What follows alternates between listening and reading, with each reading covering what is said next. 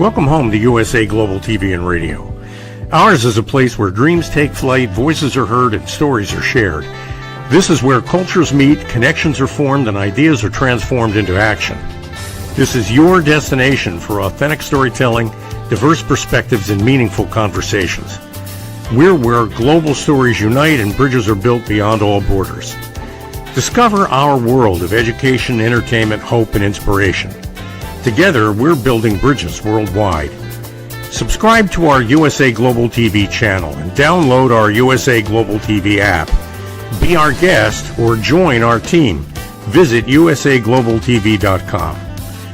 With heartfelt thanks to our executive producer, Dr. Jacalyn Kerbeck, music scored by Yifei Tang from Cloud Road Music, creative direction by Paul Garcia, and I'm Alcini, and I'm very proud to be part of the USA Global TV and Radio family. So join us here at USA Global TV and Radio. Make us your home for global connection. All rights reserved. This video and its contents are the exclusive property of USA Global TV and Radio. Unauthorized use, duplication, or redistribution in any form is strictly prohibited. Thank you for being a part of our global community. Let's inspire together. Good morning, good afternoon, good evening, and welcome home to USA Global TV and Radio.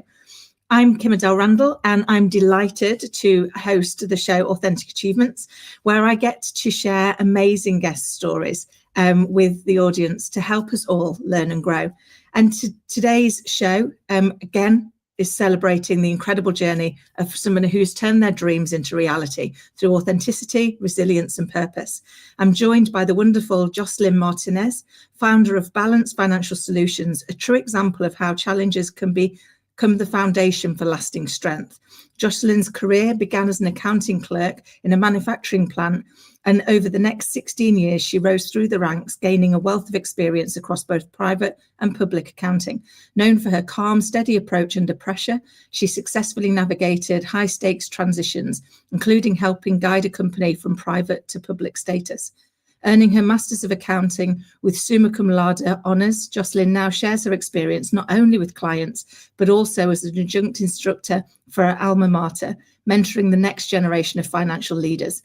Driven by integrity, loyalty, and a deep passion for helping businesses thrive, she now empowers small businesses to take control of their finances, improving cash flow, reducing costs, and unlocking growth. JOSELYN, it is such a pleasure to welcome you to the show. Welcome. Hi, thank you so much, Kim, for having me here today. I'm so looking forward to this conversation, and I love how you've taken adversity and turned it into like real strength. And I'd love for you to unpack that a little bit more for us. Absolutely. I think I was, made for adversity, unfortunately, but I am Latina, so I was born to parents that had come over here at a very young age, and my life started with adversity. At a very, very young age, I had open heart surgery, and I am also hard of hearing and wear hearing aids. So I learned early on that life was going to be tough, but it didn't deter me. I became a very young mom at 18 years old. And so at that point in time, I decided I have to do something for not just for myself, but for child. So then I decided that I had taken a couple accounting classes in high school way back when, and decided this is my passion. I really love to do this. And that started my journey. I went to college, had 3 children, got married all in that same time, and worked full time. While doing all of that together, my passion for accounting and my passion for breaking that glass ceiling and making sure that my disability, the fact that I am Latina and I am a woman, was not going to stop me from reaching my goals. Oh, I love that. There's, so many places in there that I'd like to get stuck into. But what an amount to go through. Any one of those experiences, having 3 children, having had open heart surgery, having to deal with your hearing challenges, anyone on their own would have been immense. But to put them all together and have them simultaneously. I mean, if ever there were an example of, instead of saying "why me," somebody says "try me." I mean, you clearly epitomise that, Joselyn. So how do you think you found that strength to push through? I think that was sort of like twofold. I think that my faith in God and in myself, and also because I wanted to show my children that you can do it, even from adversity. You can do it. I wanted to be better for them, creating generational wealth, breaking that pattern. My mom and my grandmother were very, very strong women, and I definitely wanted to show them that I could show strength, but in a different way. Oh, I love that, and you know, it resonates so much. I have a little girl, and she is definitely my North Star, because our children are always watching, aren't they? You know, I'm always very conscious that our children don't learn by what we say and what we do. They learn by how we are and who we are. And so we kind of have to constantly model, don't we? Even if it's tough, we have to constantly get out there to say, you know, I say to her all of the time, there's nothing in the world you can't do as long as you are kind and you keep trying. Because you know, everything we try doesn't always work. But if we keep getting back up, then actually we find a new way, don't we? We find an opportunity to learn something that we didn't know before, and that gives us a better vantage point. So how I mean, obviously you've now set your own business up. How's that gone? Because lots of people have got a real desire. I know lots of the people listening and watching, you know, have that desire in them. They have that. There's something in there that they think, oh, this is for me. But the entrepreneurial journey is not. It's not for the faint-hearted, is it? Absolutely not. Absolutely not. I started my entrepreneurial journey when I went to public accounting, and I realized that there was much more to this than what I was doing. When I was in private accounting, I worked for a really, really small company-owned, family-owned company. And I loved it. I absolutely loved it. I thought I'm going to do this for the rest of my life. It was so family oriented. I felt at home. I felt that I could make a change. And that was the biggest thing. I could be part of the change. Unfortunately, when they went public, that was no longer a possibility for me. And I felt like I also, by that same token, realized that at the top, there were less of me, less females, less Latinas, it was boardrooms full of men. And I was like, we are so underrepresented here. Then that lit the fire to go out on my own and start my own business, because I saw a need, not only in myself, but also because I saw a need for females. Female business owners are underrepresented. And I also feel like they just don't feel confident enough. And I knew that I can give them that empowerment that I had.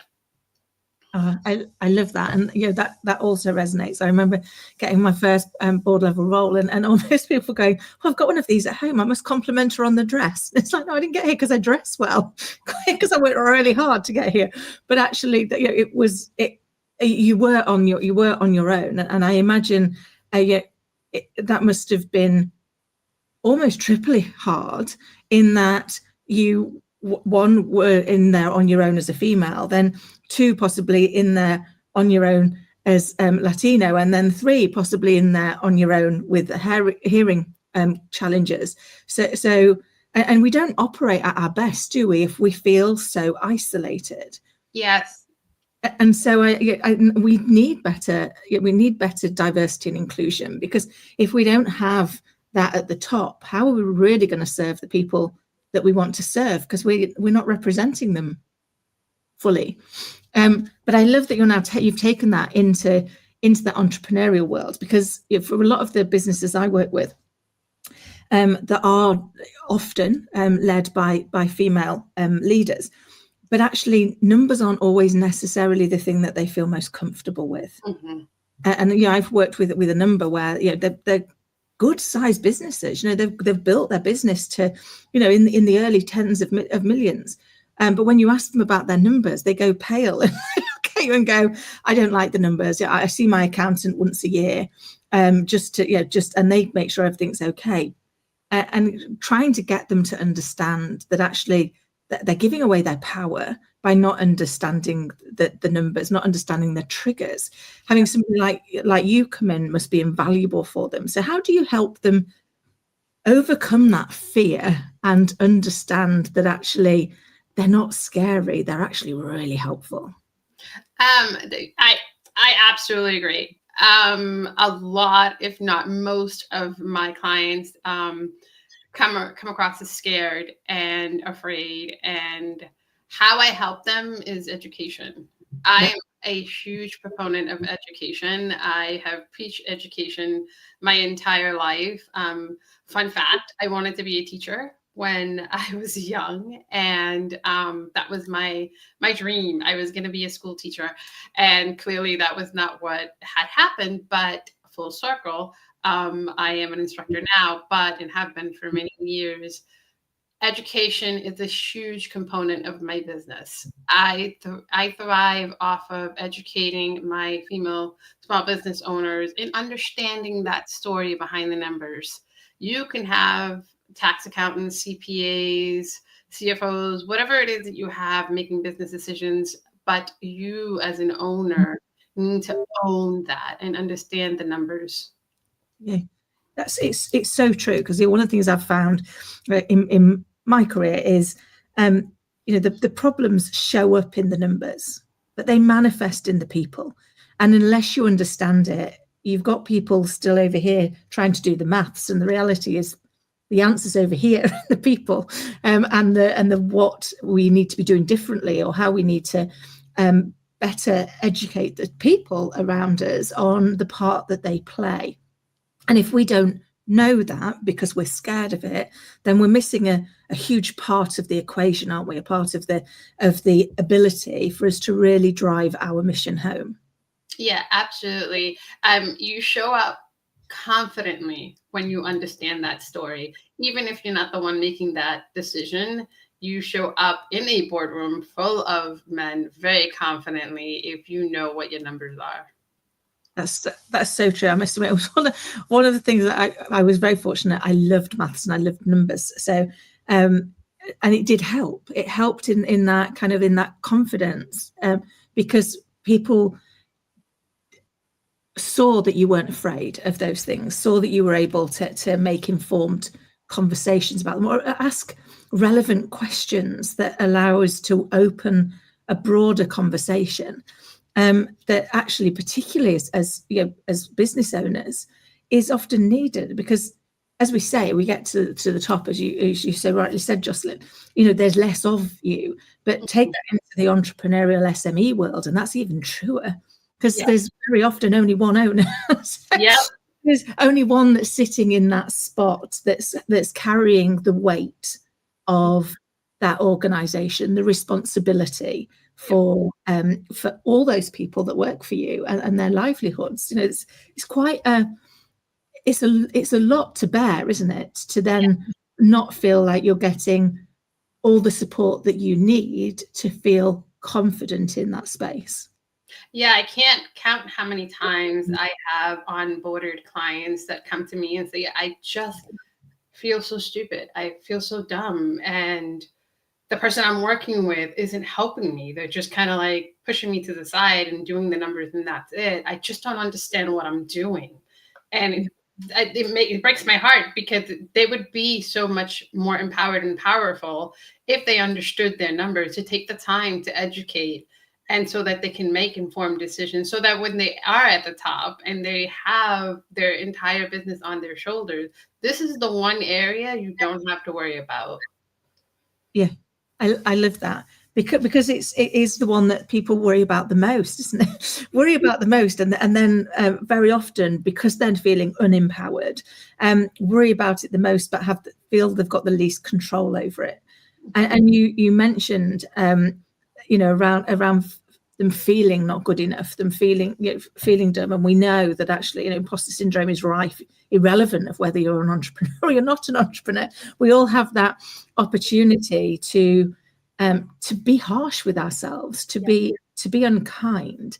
But if you aren't able to find, I always suggest that if people find their Thrive Hive, the people that they can surround themselves with that are going to tell them the truth. That it's not like just sell them anything, but tell them the truth, but be honest and be on their side. And it sounds like that's what you're doing in kind of what you deliver in that accounting, is giving them the power, but giving them also the confidence that there's a fallback and also a safe space to learn.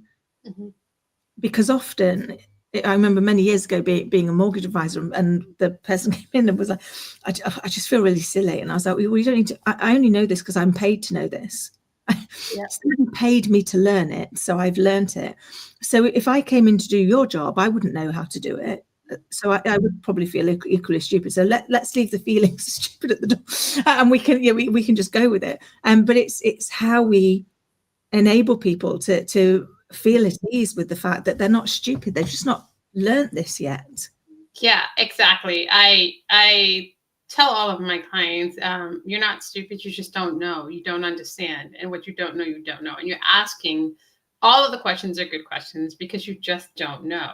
And so we compound that with feeling inadequate or not enough. Because running a business and being an entrepreneur, that comes with the territory. You're in constant feeling of, am I good enough? Am I going to make it? Is my competition going to take me out? Let's try and help those feelings by being confident in your numbers, but also understanding where you need to do better. Because I don't just educate, I help you learn so that you can do better, so that you understand, this is where I need to lead my business. This is how I need to bring it together. Because it's not all good news, right? We run our business, but it's not always all good news. But we have to be prepared to understand that and pivot and make changes and decisions. I love that. And that's so true, because it isn't always good news. And actually, we can want to put our head in the sand and like go, just it's ugly over there, I don't want to look.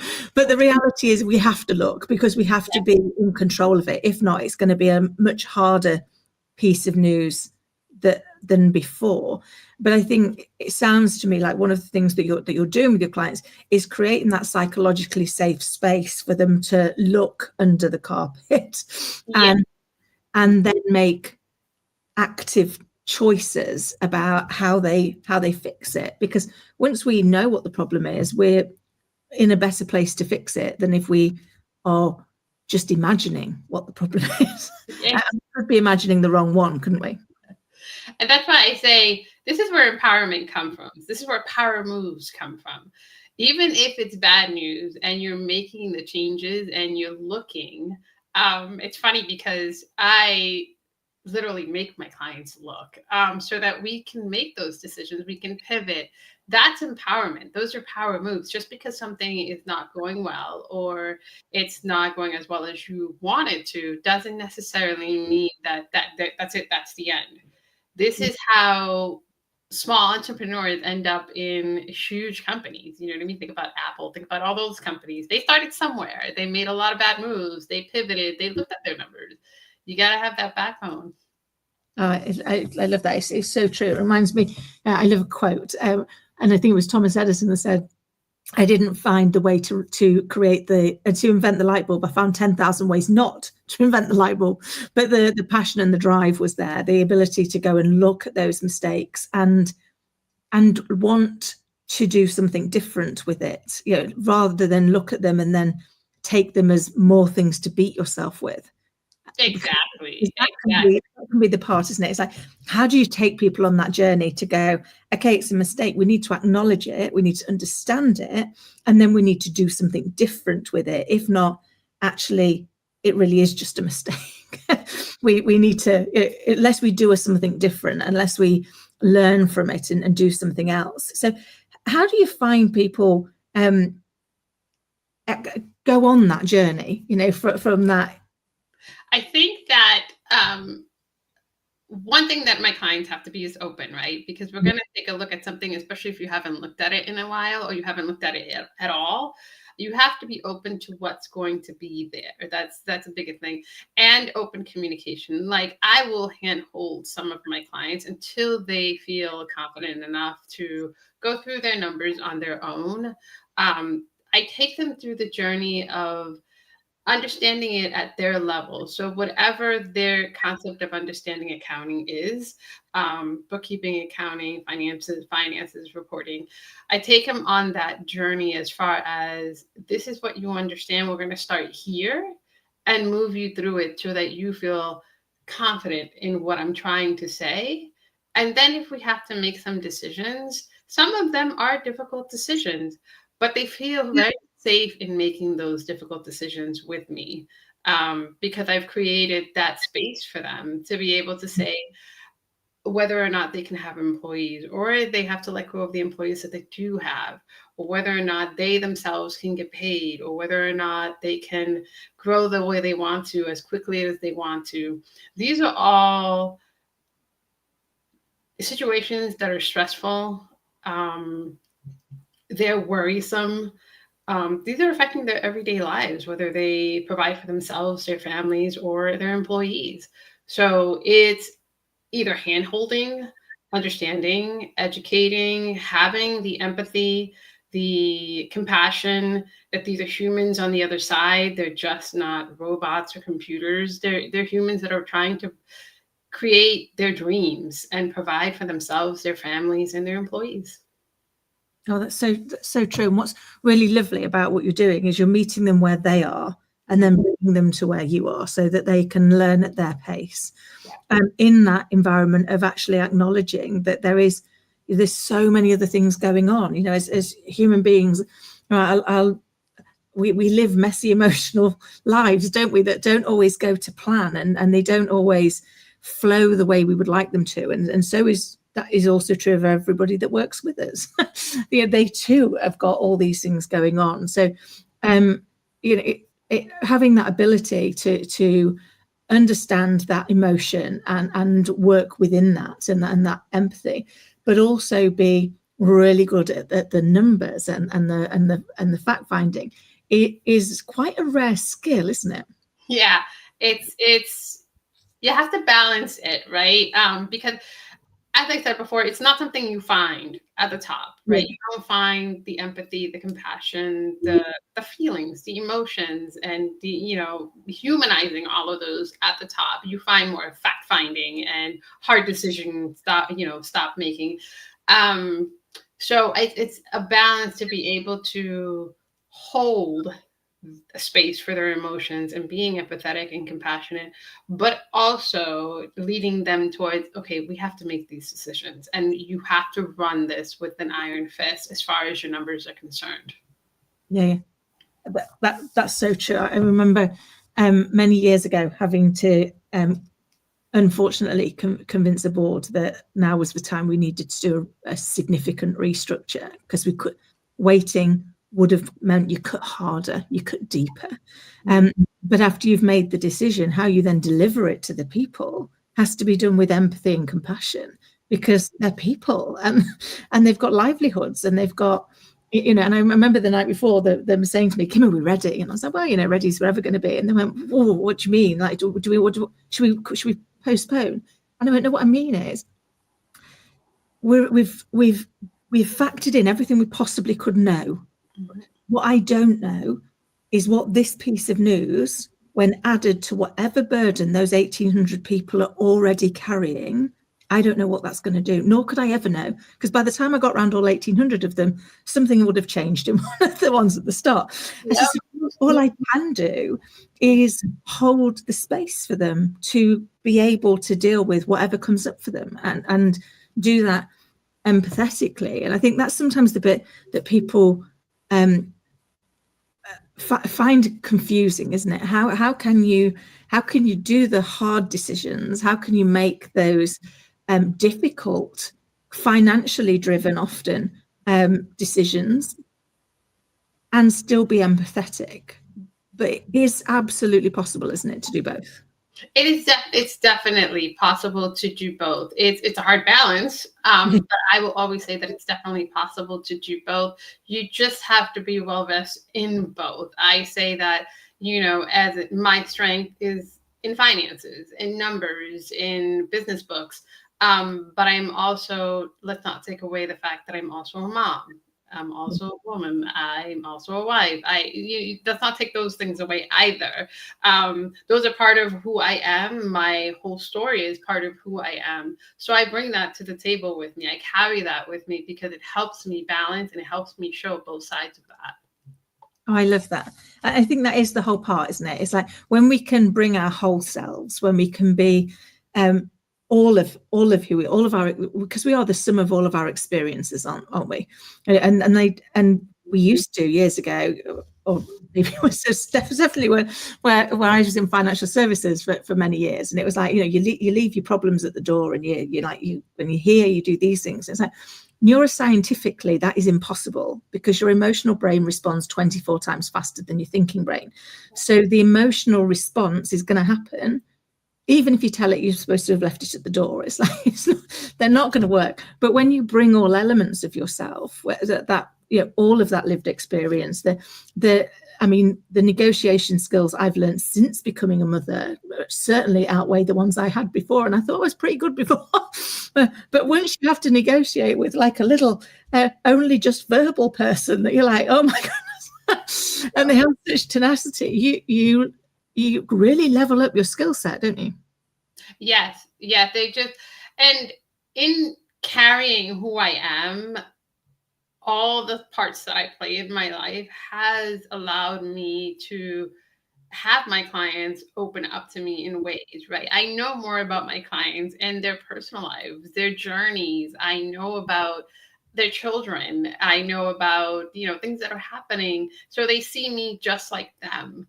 I'm not just someone that does the numbers. I am someone that can understand their life, what their lives are going through, their life story. And I will always say that having that emotional piece of it is key. It's important. It humanizes you to your clients. Yeah, it's so true. And at our core, I think all of us are wanting to be listened to, understood, and respected. And that doesn't mean to say we never disagree, but we disagree, we don't disrespect. And so recognizing that actually you're supporting the whole person seems quite amazing. I think it's great that that's what you're doing. But would I be fair in saying that sounds relatively unique in the accounting world? Yes. Yes.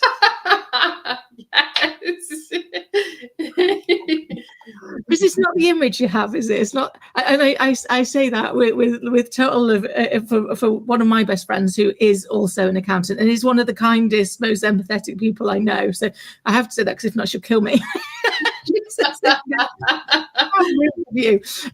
But it is rare, isn't it? It's rare that actually, if you are really good at numbers, you are also going to create that space for people to share all of their dreams and all of their ups and downs, particularly. And I'd love your thoughts on this, particularly in the current climate of the compare and despair society. So we see the seemingly perfect views of everybody else's life, and then we compare them to the messy reality of our own and find ourselves severely lacking. So I imagine that is a real additional benefit for your clients that they're getting that. Yes, absolutely. Like I said before, being an entrepreneur is it's a lonely journey most times, and we're constantly comparing ourselves to others and seeing, once we check one box, we'll find another one that we have to check because someone is doing better, or at least we think they're doing better. Appearances obviously are deceiving, especially in our world now, in today's day and age. So I keep it very real with my clients, but I also tell them that to focus on their own journey and control what you can control, which is your own business, and make decisions based on that. Emotionally, if you need to do that work, then do that work, but do it for you. Don't do it because you're trying to compare yourself or trying to climb somebody else's ladder. Oh, that's so true. In fact, I happened to share a ladder quote just last week with a client, and I do always make sure I reference where the quote came from. I said, as Colin Firth said in Mamma Mia 2, there is absolutely no point climbing to the top of the ladder if it's pressed against the wrong wall. I like that one. So that just came to mind. I always have to say, it makes me smile when people go, seriously, you're quoting Mamma Mia? And it's a good quote. It's a good quote. Yeah, I like that one. The source, if actually the quote delivers what we want the quote to deliver. And I think, what you're doing in helping people to kind of control the controllables, to look inward and go, actually, this is the bit these are the bits we can change. Mm-hmm. These are the bits that are within our gift. Mm-hmm. Everything else is not really relevant to us. We might be able to learn from it. You're right. We might be able to be inspired by it even, but we shouldn't let it hold us back from achieving what we want to achieve. Absolutely. Absolutely. I mean, myself as a business owner, how many times have I questioned myself or questioned, am I growing fast enough? Am I moving fast enough? Am I doing enough? It happens to all of us, right? I've done it many times in my life. I have difficulty hearing. I look a certain way. I speak a certain language. I'm young compared to people who've been in my, on my journey. I should be older. And you could run a continuous loop and it'll never end. Oh, that's so true. And unless we kind of go in and kind of look at that inner work, those bits that go, what have I been telling myself for all these years? Because very often we're still driven by the things that happened to us as we were growing up, when we were younger. And then if we don't go back and look at them, they become the unwritten operating system that delivers our life, doesn't it? And I always makes me smile. I'm looking at my phone now and going, the second there comes up with a software update on your phone, you immediately run to put, must immediately update, must not fix all those bugs. We have to have the latest. We have to have it. I need to get rid of all those bugs that are bothering me. But I look at it and go, as I understand it, we kind of create these, I call them I am statements, at the age of 7, and we enforce them at the age of 14, and we embed them at the age of 21. And if we don't go back and look at them, they are the operating system of our life. Yeah. And I'm 52 52 now. And you think, that would mean that I was running on 31-year-old outdated software. Wow. That's yeah. One moment's pause. How many updates have there been at that time? And so actually what you're doing is helping people kind of start to unpick some of those things, start to see where maybe some of the things they've been saying aren't needed anymore. They're bugs that we can fix. They're things that we can remove from that thinking. Would that be fair? Yeah, it's definitely fair to say. Even myself as an example, I've had to remove things that on my journey to get here have been a part of my life since I was very young. Not having a father around, not good enough. He's not around. I'm not good enough. But now it's like, no, that had more to do with him than it did with me. And so to unpeel that, I know that I can conquer other things, that my worth isn't within his hands or anyone else's. And it's something that I can share compassionately and empathetically with my clients who feel that they're not good enough for whatever reason. That's something you control. Your worth is what you control. And how successful your business is something you control. Oh, I love that. That so resonates. I say to my little girl all of the time, everything you need is already within you. So you've just got to believe it. You've got to see what we can see, and then just allow yourself to be, but never give that away. that's yours. But I probably did that coming from a place of having given mine all away and then having to learn to bring it back in, as you say. I can't believe where the time's going, and I've still got so many questions to ask you. But this is so much fun.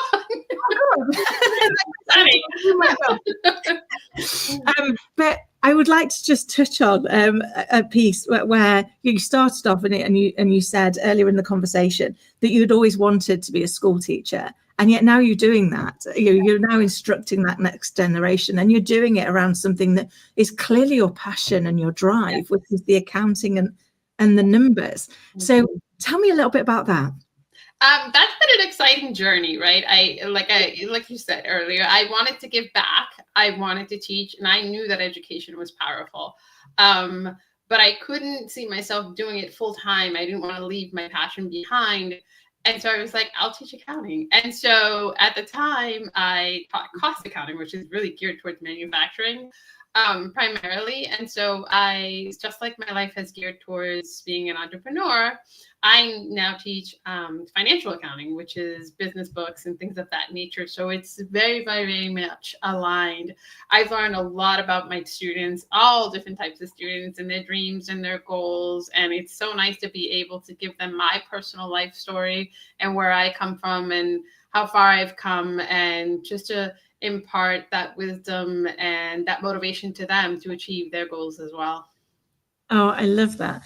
It reminds me that, life so often only really makes sense in the rearview mirror. I in a random weird place, I'm just about to publish my first ever children's book, which you think is a bit weird because I talk about leadership all of the time. And yeah, I have to reflect back on the fact when I was my little girl's age, 8, I used to write children's books all of the time. It was, and then I convinced myself I wasn't good enough. It wasn't for me. It wasn't enough. And then, 40 odd years on, actually, I'm doing it accidentally. Wasn't intentional at all. So I love that actually you've managed to combine your passions to actually keep them alive. So what's next for you? In regards to my business, I am now putting together a bookkeeping course for those business owners that are just entering, just starting to become business owners. They don't have the finances to have someone like me, but they can take that course and start to feel confident and empowered over their business books. That's what's next for me. I also intend to gear my business towards offering more CFO fractional services, going back to where I was before, moving on up and hopefully providing that service for women, female business owners that are ready for that next step. Amazing. I love that. And could you just share as well before you go, who do you help and how do people get in touch with you? I help primarily female business owners in their business books, finances, reporting, things of that nature. Those are primarily who I help. All sorts of industries. I've been involved in all sorts of industries all over the United States. I even have a client in Puerto Rico, so that is very near and dear to my heart. I also, people can reach me at my website, which is www.balancefinancial.solutions with an S at the end. Also on Instagram at balance_financial. Amazing. And we will make sure all of that is in the notes below. JOSELYN, it's been an absolute delight. I cannot believe where the time's gone. My goodness, it went by so fast. I absolutely loved it. Oh, I'm so glad. So did I. I look forward to us continuing our conversation. And I'd like to thank you for joining me today and sharing your wisdom, your journey, and your heart. Your story is such a powerful reminder that our greatest struggles often hold the seeds to our greatest strengths, especially when we approach them with curiosity, integrity, and a willingness to learn. So thank you so very much for being here with us today. And for anyone listening who's ready to take greater confidence of their finances or turn uncertainty into confidence, I really encourage you to connect with JOSELYN and the incredible work she's doing at Balance Financial Solutions. As she said, you can find out more by visiting www.balancefinancial.solutions. And I'll make sure that link is in these notes below. And as always, thank you so much for tuning in to Authentic Achievements. If you've enjoyed the episode, please do follow, rate and share. And until next time, I hope you remember that it's not about being perfect. It's about being authentic. Till next time, take care. Get ready to wear the brand that's changing the world of media. Introducing the official USA Global TV and Radio online store. From our TV show hosts to our incredible global guests, you asked, we delivered. Rep your appearance with pride. Whether you've been on air, hosted a show, or tuned in, we have something just for you. Visit us at usaglobaltvradioshoп.myspreadshop.com and start shopping today. Check back frequently. We're dropping fresh new designs all the time. Showcase your role in our global community. These designs celebrate your voice, your story, your presence. It's more than just merchandise. It's a movement of hope, inspiration, education, and elevated listening. Head to usaglobaltvradioshoп.myspreadshop.com. Your spotlight awaits. USA Global TV and Radio. Elevate your style. Elevate the world. Thank you, viewers and listeners of USA Global TV and Radio, for joining us today. We're honoured to have your time and attention as part of our global community. At USA Global TV and Radio, we believe in the power of authentic conversations, meaningful connections, and creating a world of possibilities together. Want to be part of something bigger? Join our team of elevated listeners at usaglobaltv.com, a space where your voice matters and your ability to listen transforms relationships. Stay connected with us across all our platforms for thought-provoking discussions, expert insights, and empowering stories. Subscribe to our channels at youtube.com/c/USAGlobalTV. Follow us on social media and explore the endless opportunities we're creating for growth, learning, and inspiration. Together, we're not just broadcasting. We're building bridges and changing lives, one conversation at a time. For inquiries, contact us at info@usaglobaltv.com. Music by Johnny Dyes. Produced by Executive Producer and Director Dr. Jacalyn Kerbeck. Voiceover by Mike Porter. Creative Direction by Paul Garcia. All rights reserved. Copyright 2025. Visit usaglobaltv.com to view our full terms and conditions.